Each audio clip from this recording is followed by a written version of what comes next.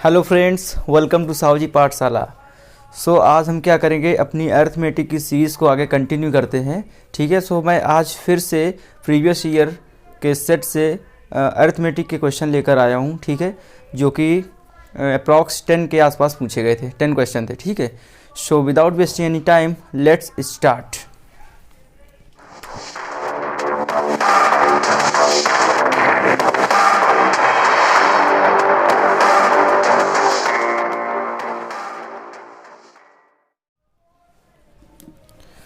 आपके स्क्रीन पर पहला क्वेश्चन शो हो रहा होगा, जो कि क्या है, कॉस्ट या it means profit and loss का क्वेश्चन है। ठीक है। देखते हैं क्या है। कह रहा 2 items A and B have equal cost price. 2 items हैं जिनकी कॉस्ट प्राइस सेम है। Item A is sold at 40% profit and item B is sold at an amount 20% less than the selling price of item A. कह रहा एक item को हमने 40% की profit पर बेच दिया, उसका जो भी सेलिंग प्राइस था उसके 20% कम अगर सेलिंग प्राइस कर दें तो वो किसका सेलिंग प्राइस बन जाएगा, आइटम ए का। ठीक है। If the total profit is 156 rupees then find the cost price of A. कह रहा दोनों का मिला के टोटल प्रॉफिट अगर 156 रुपये है तो हमको कॉस्ट प्राइस बताना है ए का कितना होगा। सबसे पहले यहाँ पर दे दिया है कि 2 आइटम्स है जिनके ए और बी क्या है, इक्वल कॉस्ट प्राइस है। मैं क्या करता हूँ, यहीं से स्टार्ट करता हूँ। आइटम मेरा एक ये ए है और एक बी है, दोनों के कॉस्ट प्राइस सेम है। अगर परसेंटेज दिए हुए हैं तो मैंने बोला था कि इनको क्या मानेंगे, इसकी भी कॉस्ट प्राइस 100 मान लेंगे और इसकी भी कॉस्ट प्राइस 100 मान लेंगे। ओके। दोनों के मैंने 100 कॉस्ट प्राइस मान लिया, उसके अकॉर्डिंग फिर काम करते हैं। बोला आइटम है 40% प्रॉफिट पर सामान बेच रहा है। अगर 100 रुपये CP है और प्रॉफिट 40% का, तो कितने में सामान बेच रहा होगा, 140 का बेच रहा होगा। ओके। और फिर कह रहा कि जो आइटम बी है उसको इसके 140 की अमाउंट के 20% कम के बराबर इसमें सामान बेचा जा रहा है, उतने रुपए के बराबर। यानी अगर मैं इससे 20% कम कर दूं तो उतना ही तो इसका सेलिंग प्राइस है बी का, ये तो क्वेश्चन बोल रहा है। मैं इसका क्या करूं, 20% कम कर देता हूं। अगर 20% मैं कम करूंगा इट मीन्स इसका 80%। ओके। इसका 80% कितना होगा, हम जानते हैं कितना होता है, 14 8 112 होता है। इट मीन्स इसकी जो सेलिंग प्राइस है वो कितना हो जाएगा, 112 हो जाएगा। इट मीन्स इसकी सेलिंग प्राइस 140 है, इसकी बी की सेलिंग प्राइस कितनी है, 112 है। फिर कह रहा टोटल प्रॉफिट 156 है। अगर ये ऊपर वाले CP हैं, ठीक है, और ये SP दिए गए हैं दोनों लोगों के, मतलब दोनों आइटम के। अगर CP 100 है, 140 में बेच रहा, तो यहाँ पर प्रॉफिट कितने का आया, 40 का आया। ठीक है। अगर 100 की चीज़ 112 में बिक रही है तो इसका प्रॉफिट कितना आया, 12 का। और टोटल प्रॉफिट कितना हुआ, इधर का 40 इधर का 12, यानी कि 50 2 52। इट मीन्स 52 यूनिट बोल सकते हो, क्योंकि अभी हमने 100 लिया है ना, अभी ओरिजिनल वैल्यू तो है नहीं, तो इसको मान लो 100 यूनिट हमने लिया था, 100 यूनिट। ठीक है। इट मीन्स इसके हिसाब से 52 यूनिट का प्रॉफिट हो रहा है। 52 यूनिट का जो प्रॉफिट है कितने के इक्वल है, 156 के इक्वल है। ठीक है। इसको सॉल्व करके हम 1 यूनिट की वैल्यू निकाल लेते हैं। तो 1 यूनिट की वैल्यू कितनी आएगी, देखो ये 52 3 जा कितना होता है, 156, यानी कि ये 3 बार गया। ठीक है। तो 1 यूनिट की वैल्यू अगर 3 आ गई, देन हमसे पूछा क्या है, कॉस्ट प्राइस ऑफ ए। तो ए की कॉस्ट प्राइस कितनी मानी, 100 यूनिट। यहाँ से 100 यूनिट की वैल्यू कितनी आ जाएगी, 300। ओके। यानी कि ए की कॉस्ट प्राइस कितनी आ गई, 300, वही बी की भी होगी। मेरा ए ऑप्शन मेरा करेक्ट आंसर। ओके। कोई दिक्कत यहाँ पर, जैसे बोला वैसे ही कर लो, बस ध्यान देने की कहाँ ज़रूरत थी, बी के सेलिंग प्राइस की, बी आइटम की। उसने साफ साफ बोल दिया था कि ए का जो सेलिंग प्राइस है उससे 20% कम कर दो तो बी की सेलिंग प्राइस आ जाएगी। ओके। बस इतना ध्यान देना था।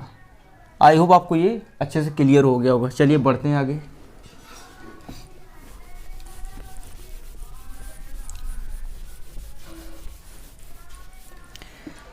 क्वेश्चन आपको स्क्रीन पर दिख रहा होगा।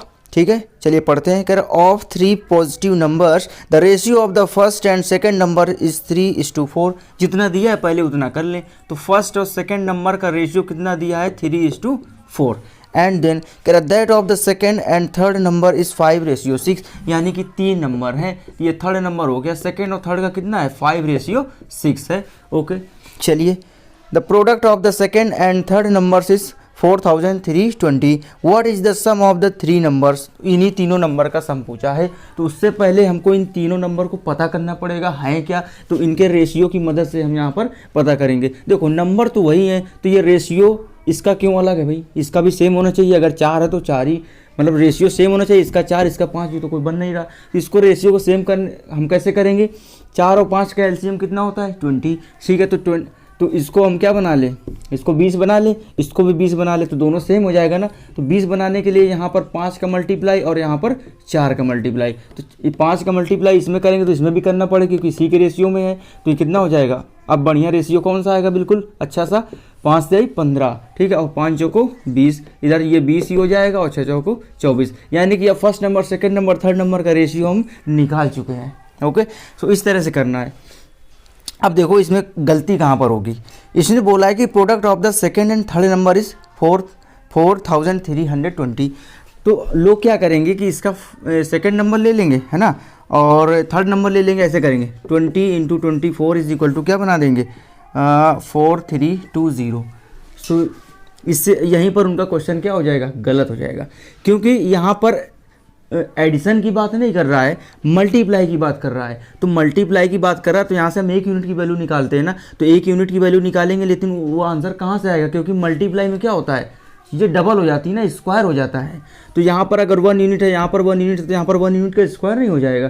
तो 1 यूनिट का स्क्वायर लोग 1 मान लेंगे, है ना। सो इस वजह से जब मल्टीप्लाई का केस आ जाए ना, तो थोड़ा सा हमको केयरफुल रहना है। केयरफुल क्या रहना है कि मान लो अगर मैं इन्हें अगर इससे बाहर निकालूं रेशियो से, तो कैसे निकालूंगा, इसको मानूंगा 15x, इसको 20x, इसको 24x, ऐसे तो बाहर निकालेंगे। अब अगर सेकंड नंबर थर्ड नंबर का अगर मल्टीप्लाई ये दिया गया है, तो यहाँ पर मल्टीप्लाई करेंगे तो क्या इंटू में एक्स स्क्वायर नहीं आएगा भाई, एक्स स्क्वायर भी आएगा ना, 20 × 24 तो होएगा, एक्स स्क्वायर भी आएगा। तो इसी वजह से तो यहाँ पर जब हम x की वैल्यू निकालेंगे ना, तो अंडर रूट निकालेंगे। और पहले हम कहाँ निकाल रहे थे, अगर हम केवल 20 और 24 लेते तो हम जान ही ना पाते इसमें क्या होगा, ये एक्स स्क्वायर आएगा कि नहीं आएगा, ठीक। जब तक हम x नहीं मानेंगे तो आदत हो जाती है ना वैसे करने की, क्योंकि एडिशन करते करते हमारी इतनी आदत हो जाती है कि हम x नहीं मानेंगे। लेकिन कहीं ना कहीं तो तुम्हें थोड़ा सा माइंड में केयरफुल रहना ही पड़ेगा ना कि कब हम x माने, है ना। तो मल्टीप्लाई के केस में हम x मानेंगे। ओके, सो अब यहाँ पे सॉल्व करके हम x निकाल लेते हैं। तो 20 से क्या हुआ, 1 0 से 0 कट गया, है ना। और इसे अगर 2 से मैं काट दूँ, 2 दूनी 4 और ये 16 दूनी 32। अब जानते हैं अगर हमने बोला था 25 तक टेबल याद होने चाहिए, तो 24 और ये 216, जिसको टेबल याद होगा तुरंत समझ जाएगा क्या होगा, एक्स स्क्वायर की वैल्यू 24 9 होता है 216। तो यहाँ से x की वैल्यू कितनी आ गई, 3 आ गई। अब जो पूछा है वो निकाल लेते हैं। उसने बोला है कि इन तीनों संख्याएं जो निकल कर आएगी उनका सम बताना है। तो यहीं से मैं ना सम कर लूँ इनका। देखो ये 20 कितना हो गया 44 और ये 49 और 10 59, यानी 59x की वैल्यू बताना है। तो हम यहाँ से 59x की कैसे निकालेंगे, 3 × 59 कर देंगे, बस ये सम आ गया, ठीक। तीनों नंबर का सम आ गया। तो ये हो गया 150 और ये 3 27, यानी 177। इट मीन्स बी ऑप्शन मेरा करेक्ट आंसर। तो इसमें क्या ध्यान देना था, कहाँ पर गलती होती है, तो इसमें गलती यहीं पर होती है। जब मल्टीप्लाई का केस आएगा तो हम इनको रेशियो से हम बाहर x मान के पहले निकाल लेंगे, x मान लेंगे, ठीक है। हमें आदत पड़ जाती है ना कि x नहीं मानेंगे हम, तो वहीं पर सवाल ये वाला गलत हो जाता है ना। सो हर जगह ऐसा नहीं होता है, माइंड लगाना पड़ेगा हर जगह। चलिए बढ़ते हैं आगे।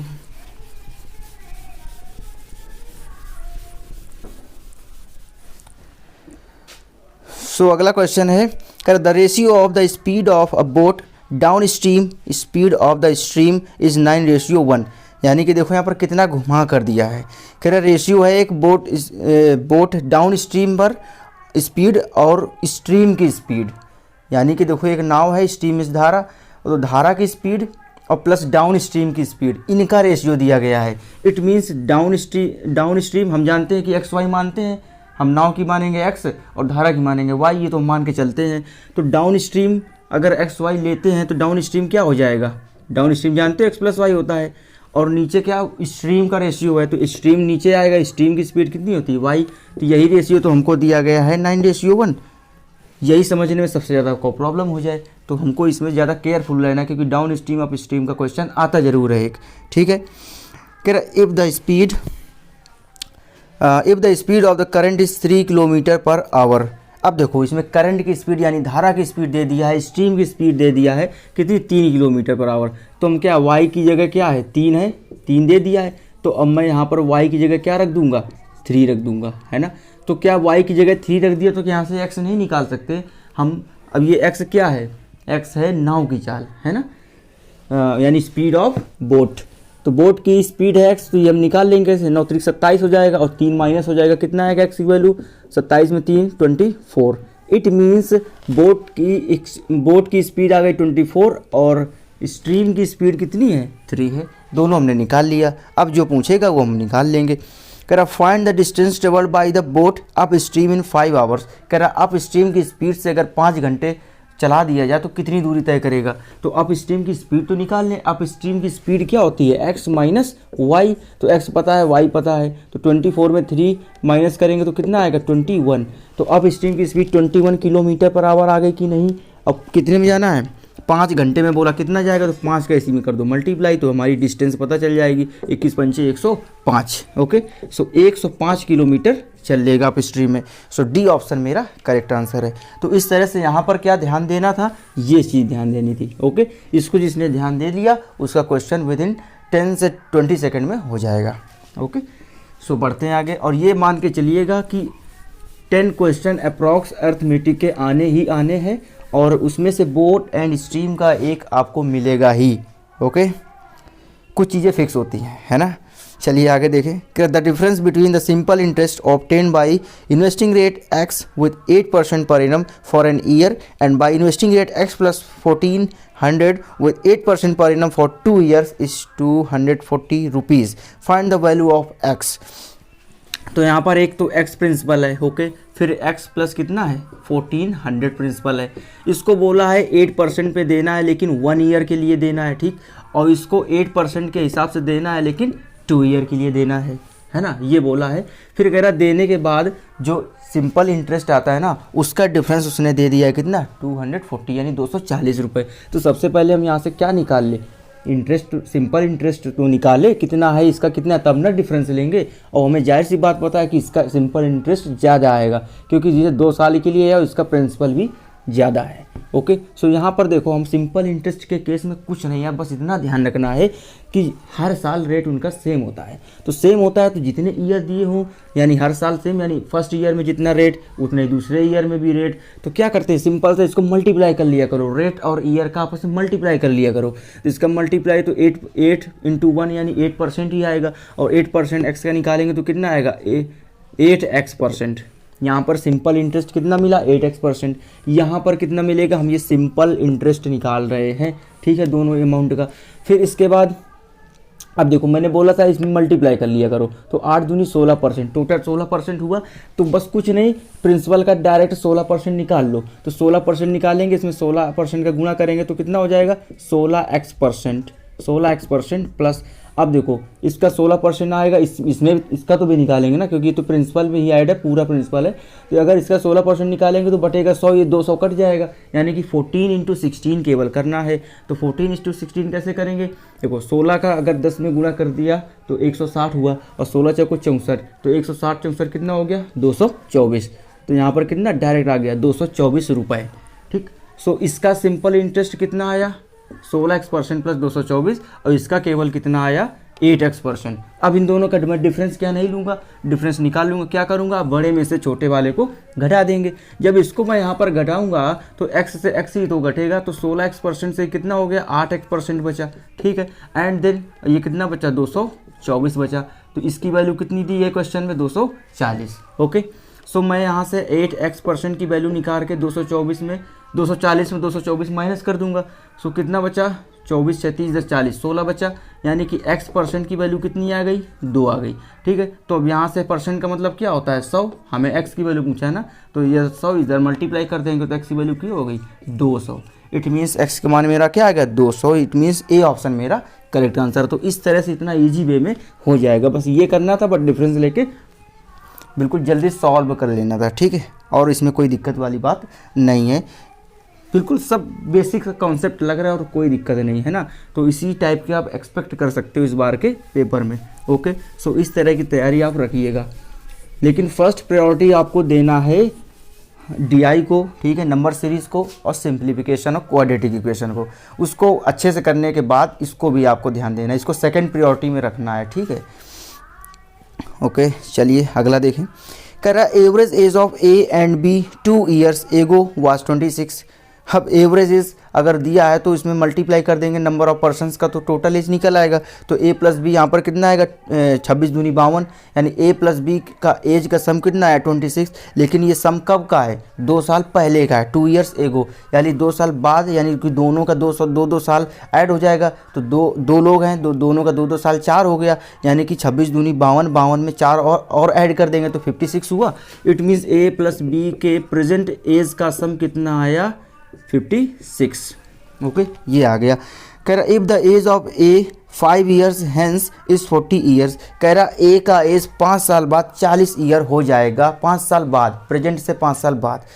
तो प्रेजेंट से 5 साल बाद इतना हो जाएगा, तो हमको प्रेजेंट का चाहिए ना, तो प्रेजेंट का 5 वापस आ जाओ किससे, 40 से, तो कितना आएगा 35, 40 में 5 घटाएंगे 35, तो ए की वैल्यू कितनी आ गई 35। इट मीन्स ए की हमने एज निकाल लिया 35। अगर ए की एज 35 है तो क्या यहाँ से बी की एज नहीं निकाल लेंगे, 35 5 40 और 10 50 कितना, 15 6 5 11 21, ठीक।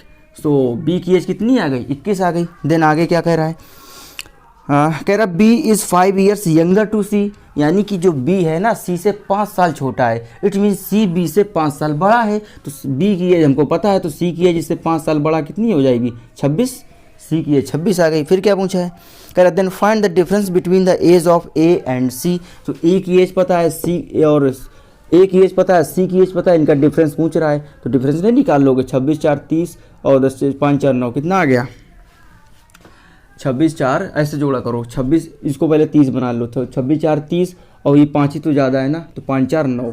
इट मीन्स डिफरेंस कितना आ गया 9। इट मीन्स बी ऑप्शन मेरा करेक्ट आंसर है। सो इस तरह से माइंड में थोड़ा सा कैलकुलेशन करके इसको लाइन को डायरेक्ट लिख सकते हो आप, ठीक है। आप ए और बी के डायरेक्ट निकाल सकते हो। फिर उसके बाद देखो ये क्वेश्चन पढ़ते पढ़ते ही सॉल्व हो गया है ना, कुछ इसमें अलग से ये नहीं कि कुछ लिखने के बाद अलग से दिमाग लगाना हो, है ना। सो बढ़ते हैं आगे, इसी तरह के अप्रोच आपको वहाँ पर लगाना है, ठीक है। और इससे बेटर अप्रोच आता है तो आपके लिए वेल एंड गुड। ओके, अगला क्वेश्चन है, कर the average x y z is 24। So average दिया है तो हम इनके नंबर ऑफ पर्सन का मल्टीप्लाई कर देंगे, तो x plus y plus z कितना हो जाएगा 24 या 72। ओके, तो x plus y plus z is equal to 72। Then x ratio y दिया है 2:3 एंड एक्स प्लस वाई दिया है 60। तो अगर रेशियो दिया है प्लस उनका सम दिया है तो क्या मैं अलग अलग वैल्यू नहीं निकाल लूँगा एक्स वाई की। रेशियो 3 2 5 और ये सम है 60, यानी कि 60/5 यानी 12, यानी एक्स की वैल्यू कितनी हो गई 24। एक्स की वैल्यू 24 हो गई, वाई की वैल्यू 18 हो गई, नहीं सॉरी कितना है 12 12 दूनी 24 12 36, वाई की वैल्यू कितनी हो गई 36। अब देखो इनका सम लो तो कितना आएगा 60 ही तो आ रहा है, 24 + 36 60 ही तो होता है। इट मीन्स एक्स निकाल लिया, वाई निकाल लिया। देन क्या पूछा है, find the value of x minus Z. So Z यहाँ से नहीं निकाल लेंगे, एक्स प्लस वाई हमको पता है 60 है, ठीक है, तो यहाँ से जेड नहीं निकालेंगे। जेड कितना आएगा 72 - 60 यानी कि 12। फिर क्या पूछा एक्स माइनस जेड, तो एक्स पता है जेड पता है, तो 24 में 12 घटाओगे तो 12 ही तो आएगा। इट मीन्स डी ऑप्शन मेरा करेक्ट आंसर। तो इस तरह से सिंपल से क्वेश्चन आपको वहाँ पर 1 2 तो देखने को मिलेंगे ही मिलेंगे, ठीक है। चलिए बढ़ते हैं आगे। कह the length of rectangle is 80% of the diagonal of a square of area 1225 centimetre square. Then find area of rectangle if its perimeter is 94√2 centimetre. अगर यहाँ पर आप लोग अच्छे से रेक्टेंगल और एरिया के बारे में जानते हैं तो ये क्वेश्चन आपके लिए कुछ भी नहीं है। और अगर कुछ आपको 50 तक 1 to 50 तक अगर आपको स्क्वायर पता है तो आपके लिए कुछ भी नहीं है। तो आप 1225 देखते ही समझ रहे हो किसका स्क्वायर है, 35 का है। सो अगर स्क्वायर की एरिया 1225 है तो स्क्वायर की एरिया होती है भुजा स्क्वायर। तो अगर हम अंडर रूट ले लेंगे 1225 का तो 35। इट मीन्स स्क्वायर की साइड कितनी आ गई, हमने ए मान लिया अगर साइड, तो उसकी साइड आ गई 35 सेंटीमीटर। ओके, कोई दिक्कत, आराम से निकाल लिया। अगर साइड हमको पता चल गई है सो अब हमें क्या करना पड़ेगा, देखो रेक्टेंगल की जो लेंथ है वो 80% है किसका, स्क्वायर के डायगोनल का। तो अगर स्क्वायर की हम भुजा निकाल चुके हैं तो डायगोनल क्या होता है, भुजा × √2 होता है ना। तो डायगोनल कितना हो जाएगा 35√2। इसका 80% यानी 80/100 यानी 2 चौको 8 2 पंचे 10, ऐसे यहीं पर सॉल्व कर दिया। ये क्या है, रेक्टेंगल की लेंथ हमने एल मान लिया, यही तो एल लेंथ है रेक्टेंगल की। बस पढ़ते जाओ करते जाओ, कोई दिक्कत वाली बात नहीं है। इसको थोड़ा सा सॉल्व करो, कितना हो जाएगा, एल की वैल्यू कितनी आ गई 28√2। ओके, यहाँ तक कोई प्रॉब्लम, रेक्टेंगल की लेंथ आ चुकी है। अगर अब क्या पूछा है, then find the area of rectangle rectangle की एरिया बताना है, तो एरिया रेक्टेंगल क्या होती है, लेंथ इंटू लंबाई गुणे चौड़ाई होती है, लेंथ इंटू ब्रेड्थ। तो ब्रेड्थ और निकाल लें यहाँ पर, तो वो कैसे निकलेगा, कैसे देखो दिया उसके लिए भी कह रहा है उस रेक्टेंगल की पेरीमीटर दिया है 94√2, यानी रेक्टेंगल का पेरीमीटर भी हमको पता होता है क्या, 2 इंटू एल प्लस बी, लंबाई प्लस चौड़ाई और उसका 2 गुना, ये होता है हमारा क्या, पेरीमीटर होता है रेक्टेंगल का। तो ये कितना है 94√2, तो यहाँ से 2 से इसको सॉल्व करते 47√2, it means L plus B की वैल्यू कितनी आ गई 47√2। अब क्या यहाँ से हमको एल पता है तो बी नहीं निकाल लेंगे, तो बी क्या आ जाएगा 28√2, 47√2 से क्या कर देंगे माइनस कर देंगे, ये 2 30 जैसे 12 7 19√2, ओके कितना आया 19√2। तो ये b की वैल्यू आ गई है ना, ये l की वैल्यू है, तो क्या एरिया नहीं निकाल लेंगे, एरिया क्या होती है रेक्टेंगल की l इंटू बी, तो l की वैल्यू क्या है 28√2। तो ऐसे करते हैं देखो 28√2 इंटू 19√2, तो √2 से √2 हो गया, तो 28 दूनी कितना हो गया 56 हो गया है ना, और प्लस किया 19 इंटू 19, तो इसका उसका मल्टीप्लाई करना है, तो 19 छः कितना होता है हम जानते हैं 114 होता है, यानी 11 बचा, तो 19 बचे 95, 96 10 106, इट मीन 10/64 मेरा ए ऑप्शन मेरा correct answer. Okay, so I hope आपको बस क्लियर हो गया होगा, इसमें तो अगर फार्मूले सब पता है तो आप लोग फटाक से कर लेंगे। सो आप लोगों को क्या करना है, कुछ नहीं, बस मेंसुरेशन से क्या करना, जो एरिया हो गए, स्क्वायर हो गए, रेक्टेंगल हो गए, सर्किल स्फीयर हो गए, तो इनके क्या करना बेसिक से फार्मूले आप लोग याद कर लेना बस, और बाकी और किसी मतलब किसी भी तरह से घुमा के नहीं देगा क्वेश्चन, है ना, आपका हो जाएगा। अगला क्वेश्चन देखते हैं, कर the annual salary of Arun is 7.68 lakh, यानी इसका मतलब है 7,68,000 उसकी एनुअल सैलरी है, इट मीन्स पूरे साल भर की सैलरी है उसकी। If he spends rate 12,000 on his children and 1/13 of rest of the salary, 12,000 हटाने के बाद उसकी जो सैलरी बचती है उसका 1/13 निकालेंगे, यानी 1/13 निकालेंगे, तो वो खर्चा करता है भोजन पे, फूड पर। And rate 8,000 in mutual funds, और म्यूचुअल फंड में 8,000 दे देता है। फिर कहता है then find the monthly saving he is left with, यानी मंथली सैलरी उसकी कितनी बचेगी जब एक मंथ में वो अपने बच्चे पर खर्चा करता है, फूड पर खर्चा करता है, म्यूचुअल फंड में देने के बाद। तो यानी कि हमको एनुअल सैलरी दी गई है, तो सबसे पहले उसकी मंथली तो निकालना पड़ेगा, मंथली कितनी बनती होगी उसकी। तो मंथली कैसे बनेगी, 7.68 यानी कि 7,68,000 में हम 12 का भाग दे देंगे, क्योंकि एक साल में 12 महीने होते, तो हमें एक महीने का पता करना है, तो 12 का भाग दिया, तो 12 का भाग दिया तो कितने से जाएगा, कितना हो गया 12 72 होता है, और 4 बचेगा 12 48, तो कितना हो गया 64,000 उसकी मंथली सैलरी कितनी आ गई 64,000 आ गई। फिर इसके बाद उसने स्पेंड किया 12,000 चिल्ड्रन पर, तो 12,000 खर्च किया और 60 कितनी आ गई थी लिख लेते हैं, है ना, हाँ, तो यहाँ पर 64,000 उसकी मंथली सैलरी आ गई, है ना 64,000। अब यहाँ से 12,000 उसने खर्चा कर दिया बच्चे पर, तो इससे 12,000 जब माइनस करेंगे तो कितना आएगा, ये आएगा 52,000, है ना 52,000 आएगा। अब 52,000 कह रहा रेस्ट का निकालना है 1/13, 12,000 देने के बाद जो बचती है उसका 1/13, तो इसका 1/13 निकाल लो, कितना आएगा 4, 13 चौको 52, 4,000 आएगा, यानी 4,000 अब इससे और घटेगा, और प्लस 8,000 म्यूचुअल फंड में, यानी 8 4 12,000 टोटल घटाते हैं, तो 12,000 इसमें और घटा देते तो कितना आएगा 40,000, यानी कि एक मंथली उसकी सैलरी इतनी है, सब कुछ खर्चा करने के बाद 40,000 बचा पाता है एक महीने में। तो सेविंग कितनी हुई 40,000, यानी सी ऑप्शन मेरा करेक्ट आंसर। तो इस तरह से ये कुछ करना ही नहीं, बस जोड़ना है, एडिशन करना है और सब्सट्रैक्शन करना है, बस और कुछ नहीं, है ना। सो बढ़ते हैं आगे। अगला क्वेश्चन करा A can do a work in 24 days, इसको लिखते हैं, ए जो है हमारा 24 डेज में काम पूरा कर लेता है जितना भी है। फिर कह रहा B is 20% more efficient than A, जब भी एफिशिएंट आ जाए ना तो थोड़ा सा बिल्कुल खुश हो जाओ, इट मीन्स कहने का थोड़ा सा खुश हो जाओ, क्यों, क्योंकि अगर एफिशिएंट अगर उसने डायरेक्ट दे दिया तो कुछ बनते नहीं सवाल में, वो हो जाएगा। बस इस तरह के टाइम एंड वर्क में मेन रोल किसका होता है, तो एफिशिएंट का होता है, ठीक, कितनी उसकी एफिशिएंसी है। सो एफिशिएंसी मुझको दे दिया है, कह रहा जो बी है 20% मोर देन एफिशिएंट है ए से, यानी बी है, अगर ए है 20% का मतलब 1/5, अगर ये 5 है तो उससे एक ज़्यादा ये 6 है, तो ये आ गया बी और ए के एफिशिएंसी का रेशियो। देन उसके बाद क्या कह रहा है, कह रहा if C can do the work in 10 more days then B, यानी कि सी जो है उसी काम को करने में बी से 10 दिन ज़्यादा लेता है जब वो सी अकेले काम करता है। तो बी कितने दिन में करता है पहले वो तो हम पता करें, तब तो उसमें 10 जोड़ के हम सी का निकाल पाएंगे कितने दिन में कर रहा है। फिर कह रहा है कि find the time taken by A and C together to complete the work. कह रहा है उसी काम को कर ए और सी मिलकर कर रहे हैं तो कितने दिन में काम होगा। तो इसके लिए देखो हमें क्या पता होना चाहिए, हम सी का निकाल पाएंगे कब, जब हमें बी का पता हो कितने दिन में करेगा, और बी का कब पता कर पाएंगे, जब हमको ये पता हो अरे टोटल काम तो कितना है। पहले ये तो बताओ जो ए जो है 24 डेज में पूरा काम कर लेता है तो पूरा काम है क्या, तो उसको कैसे निकालेंगे। एफिशिएंसी पता चल गया और ए का हमें पता है कि कितने दिन में पूरा काम करता है 24 डेज में।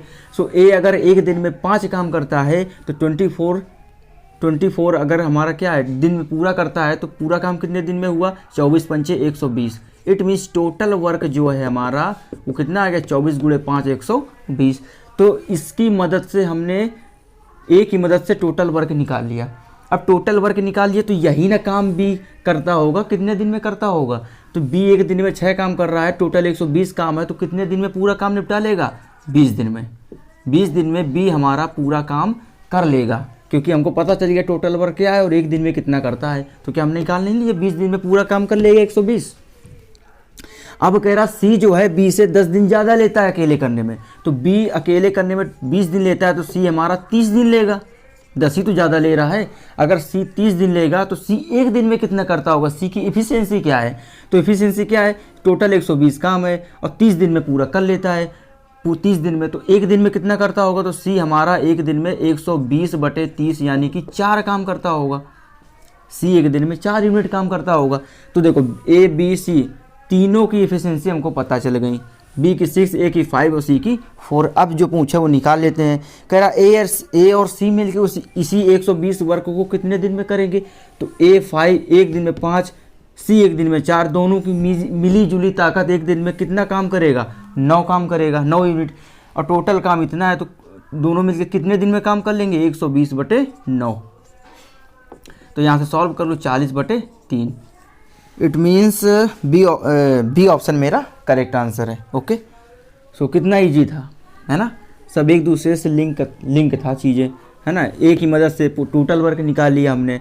अगर बी का जब हमने निकाल लिया कितने दिन में करेगा, तो सी का ऑटोमेटिक आ गया। जब सी का आ गया तो हमने सी की एफिशिएंसी निकाल ली और बस ये सॉल्व कर लिए और सी का मिला के, है ना। सो बढ़ते हैं आगे। तो अभी तक मेरे 9 क्वेश्चन हो चुके हैं, ठीक है। सो चलिए अब हम 10वां क्वेश्चन यानी कि अर्थमेटिक का लास्ट क्वेश्चन करते हैं। कर the ratio of milk to water is 5:4। तो मिल्क और वाटर का जो रेशियो है 5:4 है। फिर कह रहा है if 2 litre of water is added, यानी कि इस वाटर वाले में हमने 2 लीटर और पानी मिला दिया, 2 लीटर और पानी मिला दिया, तो कह रहा है उसका रेशियो चेंज हो जाता है। कितना हो जाता है, 10:9। इट मीन्स रेशियो चेंज हो जाएगा, ठीक है। हमने पानी मिलाया है दूध में तो पानी बढ़ जाना चाहिए, अच्छी बात है, लेकिन एम के रेशियो में कोई दिक्कत नहीं होनी चाहिए क्योंकि एम मिल्क तो हमने मिलाया नहीं है। लेकिन यहाँ पर हम देख रहे हैं मिल्क पहले 5 था, अब 10 हो गया है, तो मिल्क क्यों बढ़ गया भैया, मिल्क तो सेम करो ना। मिल्क तो हमने मिलाया नहीं, वाटर मिलाया है, तो मिल्क में क्यों दिक्कत कर रहे हो। तो मिल्क का हम सेम कर देते हैं क्वांटिटी। तो सेम कैसे करेंगे, यहाँ 10 है यहाँ 5 है, तो इसी में 2 का गुणा कर दें तो ये सेम हो जाएगा। ये तो अपना अलग रहेगा, क्यों रहेगा भैया, रहना पड़ेगा क्योंकि पानी केवल मिला रहे हैं ना हम, तो इसको हम सेम कर लेते हैं। तो इसमें 2 का मल्टीप्लाई किया तो ये 10 हो गया और ये 8 हो गया। अब बढ़िया, अब अच्छा लग रहा है। अब बात कायदे की है और न्याय की बात है। अब मिल्क और वाटर था, उसमें पानी मिलाया है, तो हमारा पानी मिलाया है तो मिल्क तो उतना ही रहना चाहिए ना। तो अब ठीक है, पहले भी 10 था अब भी 10 है, ये पहले 8 था अब ये 9 हो गया है, यानी कि 1 यूनिट बढ़ा है। 8 से 9 हुआ, 1 यूनिट बढ़ा है इस यूनिट के हिसाब से अगर देखें तो। लेकिन एक्चुअल में क्वेश्चन बोल रहा कि 2 लीटर हमने मिलाया, भाई जितना बढ़ा है उतना ही तो मिलाया होगा। तो 2 लीटर मिलाया तो यानी इस 1 यूनिट की वैल्यू कितनी हो गई, 2 लीटर हो गई। अब अगर हम 1 यूनिट की वैल्यू निकाल लिया है तो अब कह रहा है कि ये मिलाने के बाद अब वाटर कितना हो गया होगा, तो अब वाटर यानी 9 यूनिट हो गया है। तो 9 यूनिट की यहाँ से वैल्यू निकाल लेंगे तो 9 दूनी 18 litre. Okay, it means E option मेरा करेक्ट आंसर। सो जो हम बेसिक के जब लेक्चर लेंगे, ठीक है, जिसमें हर एक टॉपिक का हम बेसिक डिस्कस करेंगे, तो वहाँ पर ये सारी चीज़ें डिस्कस करेंगे। हर एक टाइप का क्वेश्चन आपको वहाँ पर हम कराएंगे, जिससे आपको किसी भी चीज़ में प्रॉब्लम नहीं होगी, ठीक है। सो अभी के लिए हम क्या करते हैं, मान के चलते हैं कि आपको बेसिक आता है, क्योंकि पेपर अभी लगा हुआ है ना। सो हम केवल क्वेश्चन डिस्कस करेंगे, यहाँ से आपको अप्रोच सीखने को मिलेगा, जिसको आता है कि किस तरह से हमें वहाँ पर अप्रोच देना है। सो मिलते हैं नेक्स्ट वीडियो में, तब तक के लिए धन्यवाद।